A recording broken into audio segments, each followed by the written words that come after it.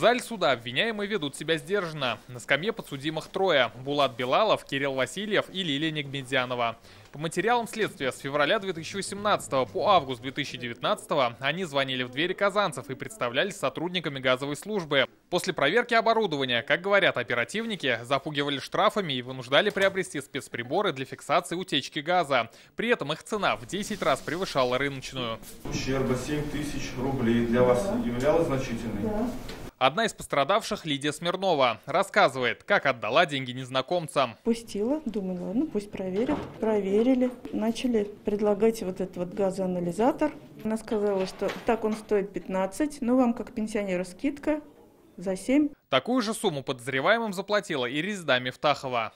Стала говорить, мы предлагаем вам датчики, говорит, эти датчики будут приходить, проверять, если вас не будет наличия, вас могут оштрафовать. То есть установка этих датчиков регламентируется каким-то нормативно-правовым актом?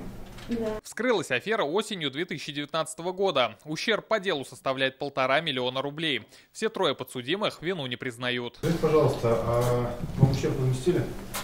Да. 7 тысяч рублей вернули? Да. А какие претензии сейчас имеют финансовые к обвиняемым? Знаете, Билалова я не знаю, но деньги отдала его мама. Всем подсудимым предъявлено обвинение в мошенничестве в особо крупном размере. Следующее заседание пройдет в понедельник, 15 февраля. В Горгазе говорят, что никогда не продают дополнительные приборы. Их сотрудники лишь проверяют оборудование. На руки деньги не берут. И по квартирам они ходят в специальной форме и с удостоверением. Распространением сигнализаторов загазованности и иных приборов специалисты нашей организации не занимаются. Газовые приборы необходимо приобретать только в специализированных магазинах. К тому же газовики заранее вывешивают в подъездах объявления о проверках. Рамиль Галиуллин, Адель Мендубаев, ТНВ, Казань.